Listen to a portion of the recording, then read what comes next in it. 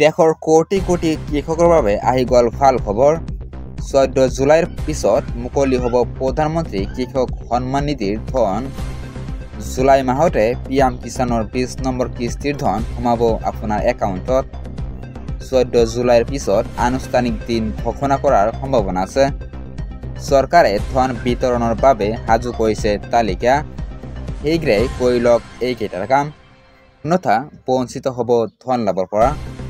যোগ্য হিতাধিকাৰীৰ পৰিৱৰ্তে অযোগ্য হিতাধিকাৰীয়ে ঘূৰাই দিব লাগিব ধন। আজিয়ে পিএম কিষাণৰ ৱেবছাইটত কৃষকে কৰক eKYC। তালিকাত নাম আছে নে নাই চাবলৈ মুকলি হ'ল ৱেবছাইট। অফিচিয়েল ৱেবছাইটৰ ফাৰ্মাৰ্ছ কৰ্ণাৰত প্ৰৱেশ কৰক। বেনিফিচিয়াৰী লিষ্টত গৈ চাব পাৰিব নিজৰ নাম।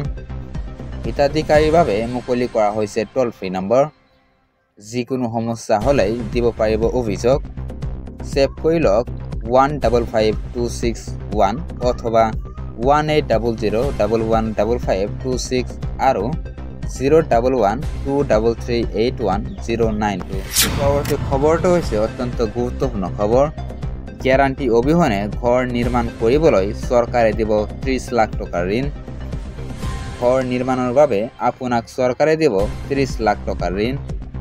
আপোন ঘৰ আঁচনিৰ বাবে বেংকৰ পৰা লাভ কৰিব 30 লাখ টকাৰ ঋণ। নালাগে কোনো গ্যাৰাণ্টি।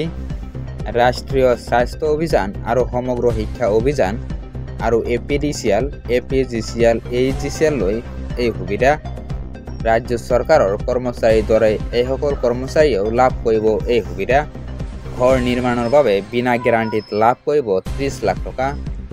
বেংকৰ পৰা লাভ কৰিব আপোন ঘৰ আঁচনিৰ বাবে ঋণ। কৰ্মচাৰীসকলে আপোন বাহন আঁচনিৰ জৰিয়তেও পাব ঋণ। ঠিকাভিত্তিক কৰ্মচাৰীয়েও পাব এই সুবিধা। কোনো বন্ধকী অবিহনে এই দুয়োটা ঋণ প্ৰদান কৰা হ'ব। মুখ্যমন্ত্ৰী ডক্টৰ হিমন্ত বিশ্ব শৰ্মাৰ এই ডাঙৰ ঘোষণা। আজিৰ পৰৱৰ্তী খবৰটো হৈছে অত্যন্ত গুৰুত্বপূৰ্ণ খবৰ। এসপ্তাহৰ পিছতে গ্ৰহণ কৰা হ'ব 2026 বৰ্ষৰ হজ যাত্ৰাৰ আবেদন পত্ৰ। শীঘ্ৰেই পূৰণ কৰক প্ৰ-পত্ৰ। হজ যাত্ৰীসকলৰ বাবে আহি গ'ল ডাঙৰ খবৰ। এসপ্তাহৰ পিছতেই গ্ৰহণ কৰা হ'ব 2026 বৰ্ষৰ হজ যাত্ৰাৰ আবেদন পত্ৰ। হজ কমিটিৰ ৱেবছাইটত মুকলি কৰা হ'ব হজ যাত্ৰাৰ বাবে প্ৰয়োজনীয় আবেদনৰ প্ৰ-পত্ৰ। ইচ্ছুক হজ যাত্ৰীয়ে সময়সীমাৰ ভিতৰত কৰিব লাগিব আবেদন পত্ৰ। ভাৰতীয় হজ কমিটিলৈ বিশেষ নিৰ্দেশনা কিৰেণ ৰিজিজুৰ। 65 বছৰৰ ওপৰৰ হজ যাত্ৰীৰ বাবে বিশেষ ব্যৱস্থা গ্ৰহণৰ নিৰ্দেশ হজ যাত্ৰীলৈ। পুৰুষ মহিলাৰ বাবে সুকীয়াকৈ গ্ৰহণ কৰা হ'ব ব্যৱস্থা।